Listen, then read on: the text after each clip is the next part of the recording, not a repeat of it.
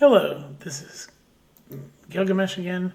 I want to talk about this. This title of this movie is called All You Need Is Kill. And I didn't know when I saw this that it's based on an actual manga called All You Need Is Kill.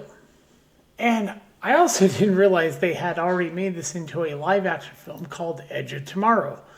Yes. Now the thing about this movie is it is animated, and now there's a big difference. The manga and the live action follows the manga. The only difference is with the Tom Cruise character, they changed his name because in the manga it's Senji, and so since Tom Cruise is not Japanese, they decided to change it to Major William K. William and Rita. Yes, first name in the manga is Rita, and it basically deals with a world of where they have a defense force, and basically they go out there wearing these ectoskeletons, which to fight these mimics. And so this movie they changed it, and I was actually surprised that the live action film, usually the animated films follow the manga, but here they deviated from it. And it's Kenji. I'm sorry, I got it wrong. Is it Kenji in the? Yeah, let's look. Okay, yeah, Kenji. Okay, his name's Kenji, but it's from his point of view. So what they did was change it from Kenji to Tom Cruise because Tom Cruise, and it's Rita. I'm trying to figure out the other character because Rita's in this. Yeah, to see right here, they made Doug Liman. I'm actually going to say I was gently surprised that they stuck to the whole, following the whole thing within the live action with the character being about sticking with the whole thing with it being from the guy's point of view. In this, they go with they change it. Rita's the star, the one that we're following instead of Kenji. And essentially, they changed, and another big thing, it's not, they still have the United Defense Force, the military, but the big difference here is that what they're dealing with they call it Dorel instead of the mimics. Yeah, it's a large vegetarian-like sprout. It almost looks like a tree and has these creatures that has robot arms and plant heads. And we follow Rita as she goes through the same time loop and the ends are different. I'm going to go through that. And the big thing is that in the manga, that we follow Senji. I mean, not Senji, but God damn it, I forget his name. We follow. Let me see. Yeah, we're following the main character, Kenji. That's his name, and he's stuck in a time loop where he dies and keeps coming back.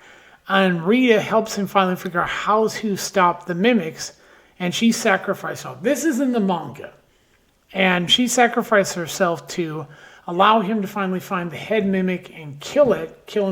Destroying the core will undo the time loop, and they'll be able to win. Oh yeah, here's her name right here. Now in this, I don't think they went with, I don't know what the her full name is. Okay, Ren. Yeah, they stick with the Japanese names, but she's the star, and he's sort of like, it's her being the one going through the time loop. He's also going through it, but he's not the focus of the story, unlike in the manga, where he's the focal, and she sacrifices herself in the manga to help him defeat the mimics so that they can stop what's going on. I mean, the anime film's well done. I mean, look at this. It's gorgeous, but like I said, when you think of ectoskeletons, I didn't think this was what I'm thinking. I'm thinking more like when you see on the cover here, not this, but this. This is what when you think of an ectoskeleton, and think this, like you see in Edge of Tomorrow with the movie. It's like, yeah. And this, I was surprised, because usually this is probably one of the best takes on a manga is this movie. They did except for the name change, they do keep her name. They do call her, Emily Blunt. This is her. Yeah, they do stick that, but with since he's not Japanese, they're not going to stick with it. They're going to call him William Cage. But they're literally in this defense force, and they're fighting off against mimics, which is exactly in the manga what they call them. And it has, if you've seen Edge of Tomorrow, it literally follows this plot to a T, with the whole time loop, and at the end, basically, he has to find the head. In order to kill and stop it, he has to basically find the head mimic, right here. Remaining mimics, destroying, the Nexus, which is the thing that, but in the movie, they changed it. And like I said, it sticks with the time loop. I didn't, at the beginning, realize it was based on the manga. And so they made, having this be from Rita's point of view over the main character was really a big change. We're following the girl, not the guy. Yeah. And that threw me off when I realized, we're dealing with the, see here, it's not Kenji. We're following Rita. And through her realizing, and here also is that she's getting stronger as it's going on. There's a reason for this. This thing is allowing her to relive the same day over and over and over and over. And because in the plot of this movie, Doro eats strong things. So it's making her purposely get stronger so it can consume her. And that is pointed out in the story. It's way different than the original manga or the live action film, which I was surprised. Like I said, I've seen, the live action film is probably the best live action version of a manga that really didn't deviate from the manga at all. This movie does. And that's a big difference, is that it does a massive deviation from the original story. And so, like I said, I didn't know this till I came home and looked it up. Yeah, there's a big difference. This movie follows the story a lot closer. And but to this. And it's like amazing to see how Doug Liman did a great job sticking almost, I don't know who wrote this, the screenplay for this movie. I'd have to look it up. Because it's like, you had Christopher McQuarrie. Okay, he's actually a good, these three did a great job translating this story for the live action. Like I said, made some changes. If you look at this, that is an exoskeleton. You look at the thing and it's like, that's an exoskeleton.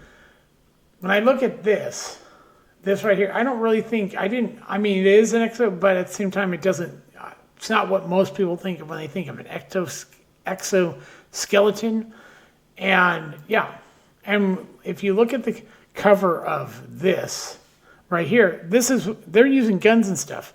In this movie, they're not doing that. They're using axes and blades. But here it's clear they're using guns, ammunition, like in the movie. If you look at that poster, it is literally the poster. Yeah, they're using guns and stuff to kill these. Yeah, she has a sword, but they're also using guns in the movie to kill the mimics. Like I said, they just use, So I did enjoy this movie, but it deviated quite a lot from the original source material. So I read the thing and I was like, wow, that is way different than what you get from this movie. I was surprised because usually Japanese do translate their manga almost word for word to it. So that was surprising how they made the choice they made to change it from what, I don't know any, I was like, wow. And it was just surprising they didn't follow the manga very closely, and they changed it. They changed a lot of things about it. It still has the defense force and fighting, but it's Dora instead of mimics and the Nexus and all this stuff. So the movie is different. It is enjoyable to watch, but it kind of lets me down that it didn't follow the manga, knowing that it's based on this manga that Edge of Tomorrow actually was based on. They took, and the slight change they made for that movie makes that one of the best manga live action movie done about a manga. So but this was enjoyable. I didn't hate the movie. I quite enjoyed it. It's not that long, but it's just finding out later that what it was based on, they changed so much of it for this movie. That being said, it's still worth seeing. So this is Gilgamesh. I will talk to you later. Bye.